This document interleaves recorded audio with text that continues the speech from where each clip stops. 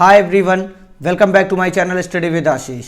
तो जैसा कि आप सभी लोग जानते हैं, बिहार शिक्षक भर्ती के सेकेंड फेज में बहुत ही कम यानी 12 से 13 दिन बचे हैं आपके एग्जाम होने में। उसी के बीच आपके पास बहुत सारी इन्फॉर्मेशन आ रही है, बहुत सारी डिटेल्स निकल कर आ रही हैं, जैसे आरक्षण संबंधित। अभी जस्ट माननीय अध्यक्ष महोदय ने, बीपीएससी चेयरमैन ने एक ट्वीट करके बताया है, उससे संबंधित, और आपका जो एक सीट पर कितनी दावेदारी है, इसके साथ साथ हम कितना पढ़ें, कैसे पढ़ें कि इस लास्ट जो 12-14 दिन हमारे पास बचे हैं वो उसका हम ज़्यादा से ज़्यादा सदुपयोग कर सकें। तो चलिए वीडियो की शुरुआत करते हैं। अभी तक आपने मेरे चैनल को सब्सक्राइब नहीं किया तो कर लीजिए, वीडियो को लाइक करिए, शेयर करिए, कमेंट करिए।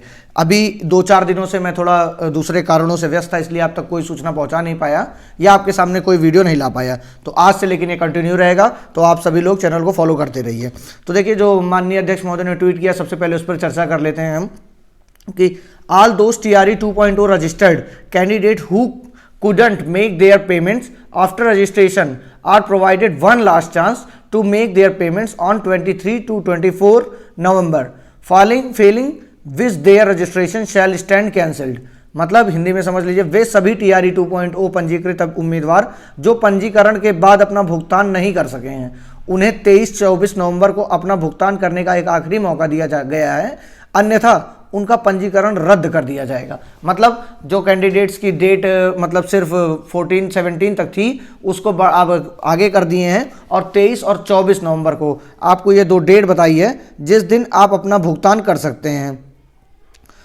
23-24 नवंबर को अपना भुगतान, मतलब 23-24 नवंबर को लिखा है यहाँ पर, मतलब 23-24 नवंबर 2 दिन मिलेंगे आपको। जितने लोग रजिस्ट्रेशन करके अपना भूल गए हैं या रजिस्ट्रेशन करके उनका टाइम नहीं मिल पाया था, नहीं हो पाया था पेमेंट किसी भी कारणवश, उनको अब आखिरी मौका मिल गया है। ये माननीय अध्यक्ष महोदय अपने नए ट्वीट के माध्यम से बता दिए हैं। अब आप सभी ऐसे कैंडिडेट्स जो अभी तक रजिस्ट्रेशन करके छोड़े हुए थे, वो सभी 23 और 24 नवंबर को अपनी पेमेंट कर सकेंगे।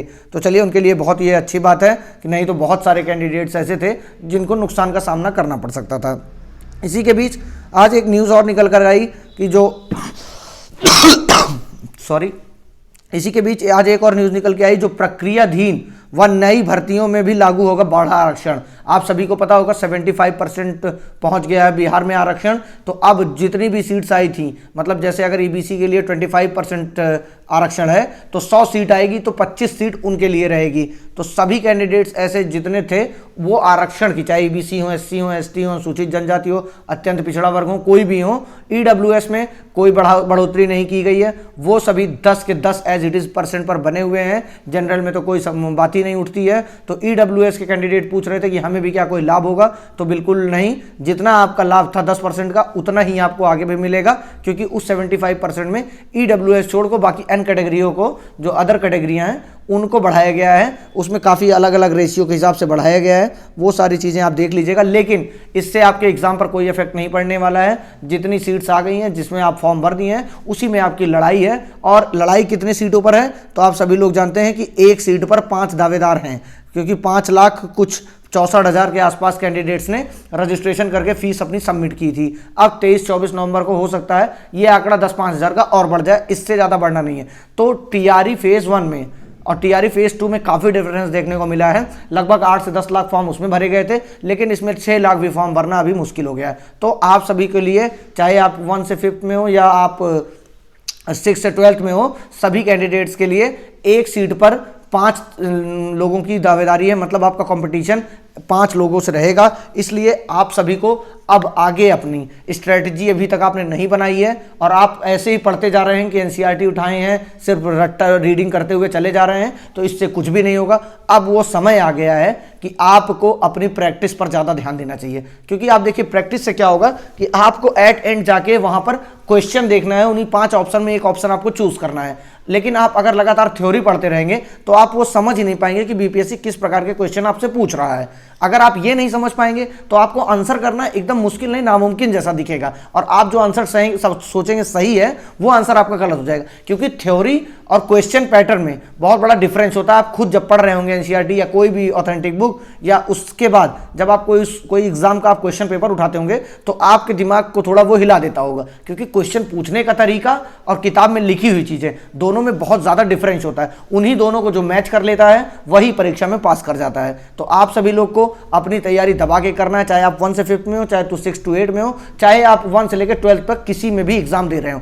अब ये समय चला गया है कि आप पूरी पोथी उठाइए और उसको एक एक पेज पढ़ते रहिए। नहीं, अब आपको थोड़ा स्मार्ट वर्क करना पड़ेगा। हार्ड स्टडी के साथ थोड़ा स्मार्ट वर्क करेंगे तभी आपका जाके आगे सिलेक्शन होने की पूरी संभावना है। इसी के साथ जो हम लोगों ने जीएस का बैच लॉन्च किया है उसमें आप पेड क्विज है वो, ना कि उसमें कोई पीडीएफ ऐसा कुछ भी नहीं प्रोवाइड किया जाएगा। सिर्फ आपको प्रैक्टिस क्वेश्चंस प्रोवाइड किए जाएंगे जिसमें आंसर करेक्ट दिए जाएंगे। वो टेलीग्राम पर करवाया जाता है, स्क्रीन पर आप देख रहे होंगे, उस नंबर पर आप व्हाट्सएप करके उसमें जुड़ सकते हैं। मात्र 119 रुपए में आपको अभी से लेके लास्ट दिन तक, ये अंतिम मौका है आपके लिए कि आप जुड़ जाइए और अभी से लेके अंतिम दिन तक 3 से 4 हजार क्वेश्चन की जीएस की उसमें प्रैक्टिस कर डालिए। तो आप जो 6 to 8 में हैं वो एक 40 नंबर का अपना कवर कर लेंगे। बाकी 6 to 8 में जो एसएसटी वाले हैं उनके लिए तो उसमें बहुत सारे क्वेश्चन हेल्पफुल होंगे। बाकी 1 से 5 में लिए जो है कैंडिडेट, उनके लिए तो पूरा 120 नंबर उसमें दिखेगा आपको। तो इन सब चीज़ों को लेकर अगर आप जुड़ते हैं तो ये आपके लिए बेनिफिशियरी रहेगा, क्योंकि 150 रुपए खर्च करने का मतलब ये है कि आप 150 रुपए खर्च करके अपनी प्रैक्टिस ज़्यादा से ज़्यादा कर लेंगे। क्योंकि आपको क्वेश्चन जाने से पहले, चाहे वो जीएस हो चाहे आपका सब्जेक्ट हो, सभी में आपको कम से कम 8-10 हजार क्वेश्चन आपको सॉल्व करके ही जाना है। इससे कम करके जाएंगे। अगर आप जीएस का 4 हजार कर रहे हैं तो आप कम से कम 8 से 9 हजार क्वेश्चन सॉल्व करिए अपने सब्जेक्ट का, क्योंकि सब्जेक्ट आपका ज़्यादा इंपॉर्टेंट है। लेकिन अगर आप दोनों में से बैलेंस बनाकर नहीं चलेंगे और कुछ भी एक छोड़ देंगे, जीएस 80 नंबर का, अरे सब्जेक्ट मेरा 80 नंबर का, इसी से 80 नंबर ला लेंगे तो मेरा हो जाएगा, तो ये आपकी सबसे बड़ी भूल है। सिलेक्शन तो भूल जाइए, आप आसपास भी नहीं दिखेंगे वहां पर जो मेरिट लिस्ट आएगी। इसलिए आप सभी लोग को दोनों सब्जेक्ट में अपना मतलब दोनों बैलेंस बनाकर चलना है, और बैलेंस बनाएंगे तभी आपको मेरिट लिस्ट में आपका कट ऑफ के आसपास आपका नंबर देखने को मिलेगा। ये तो मेरी चीज थी बताने की, क्योंकि अब आपके पास देखिए आज कितनी तारीख है, 22 नवंबर। आज 22 नवंबर हो गई है। आपका 7 से 10 तिथि संभावित है, किसी भी प्रकार की एक्सटेंड होने की कोई संभावना नजर नहीं आ रही है। तो इसका मतलब डेट वही बनी रहेगी एज इट इज, और आपका एग्जाम उसी पे होगा। अब आपके दिमाग पे इतना प्रेशर होगा क्योंकि दिवाली बीता है, वर्ल्ड कप बीता है, बहुत सारी चीजें, छठ बीता है, तो आपके पास बहुत सारे वर्क थे, अब आप उनको निपटा लिए होंगे। लेकिन जब इतने सारे काम निपटाने के बाद आप अंतिम ऑप्शन पर रखें अपनी पढ़ाई को, तो ये तो चल नहीं पाएगा। लेकिन अगर आप अब भी शुरू करके इस समय से, और 14 जो आपके पास 14 दिन है, 8 दिन इधर बचा है 30 तारीख में आज को लेके, और 7 दिन उधर, तो ये हो गए इतने दिन, 14-15 दिन। अगर लेकिन आप ये जानते हैं कि 7 को जाना है आपको, तो आपको 5-6 से अपनी तैयारी करनी पड़ेगी। 1-2 दिन और पहले से मान के चलिए सॉरी, थोड़ी तबीयत खराब है इस बीच। तो आप लोग वहां पर जो 7 तारीख से उधर एग्जाम है, इसलिए आप सभी लोग को कम से कम उधर 2 दिन पहले अपनी तैयारी करनी पड़ेगी जाने के लिए, एग्जाम देने के लिए। तो इसलिए जो भी 10-12 दिन का समय मिला है, प्लीज उसको सब कुछ भूल के अपनी प्रैक्टिस पर ध्यान दीजिए। क्योंकि आप कोई भी बुक, एक चाहे आपकी सब्जेक्ट की कोई भी बुक हो, उसको आप खत्म नहीं कर सकते हैं। चाहे वो महेश बर्णवाल हो, ज्योग्राफी अगर आपको पढ़ना है, आपका सब्जेक्ट इंग्लिश का है, कुछ भी है, तो आप वो बुक से तो पूरी खत्म करना संभव कम है। लेकिन अगर आप कर सकते हैं तो बिल्कुल करिए। लेकिन मेरा ये मानना है कि आप अगर 100% पढ़ रहे हैं तो उसमें 70% अपनी प्रैक्टिस पर ध्यान दीजिए। कुछ ऐसे टॉपिक्स होंगे जो आप नहीं पढ़ पा रहे होंगे, नहीं रिकॉल कर पा रहे होंगे प्रैक्टिस के दौरान, उनको ही बस आप दोबारा पढ़ने का प्रयास करिए, वरना उसी प्रैक्टिस सेट से ही करते रहिए। क्योंकि एट एंड जब आप पहुंचेंगे एग्जाम हॉल में, तो जितना कुछ पढ़ा रहता है सब दिमाग में हवा हवाई हो जाता है, सब मिक्स हो जाता है कि ये पढ़े थे, वो पढ़े थे, ज्योग्राफी याद आ रही है, हिस्ट्री याद आ रही है, कुछ और याद आ रहा है, जीएस का पोर्शन याद आ रहा है, सब्जेक्ट भूल जा रहे हैं, सब्जेक्ट याद आ रहा है, जीएस भूल जा रहे हैं। ऐसा ही होगा। लेकिन जब आप कई बार प्रैक्टिस करके जाएंगे किसी क्वेश्चंस की, तो वहां पर आपको देखने को मिलेगा कि आप जो ऑप्शन है और जो क्वेश्चन है उसमें से आप तुरंत, आपका दिमाग हिट करेगा, अच्छा इस ऑप्शन को तो मैंने कहीं टिक लगाया था, तो उस क्वेश्चन को आप रिकॉल कर पाएंगे और तब वहां पर अपना आंसर सही कर पाएंगे। क्योंकि आप सभी लोग जानते हैं 5 ऑप्शन आते हैं, बहुत ज्यादा कंफ्यूजिंग रहते हैं, बहुत सारे कैंडिडेट्स इसी में परेशान हो जाते हैं। और इसी के साथ साथ एग्जाम देने जाने से पहले एक बार OMR की जरूर आप प्रैक्टिस कर लीजिएगा, क्योंकि इस बार माननीय अध्यक्ष महोदय ने सीधा सीधा बयान में कहा है कि OMR में गलती तो ये नुकसान होगा सिर्फ और सिर्फ छात्र का, इसका जिम्मेदार कोई नहीं होगा, ना कोई उठाएगा। और ये हाईकोर्ट ने भी एक बार कह दिया था कि जो OMR नहीं सही भरते हैं उनको एग्जाम में कॉपी चेक कराने का कोई हक नहीं होना चाहिए। तो भैया देख लीजिएगा, आप लोग समझ लीजिएगा, सीधा सीधा स्टेटमेंट आ चुका था।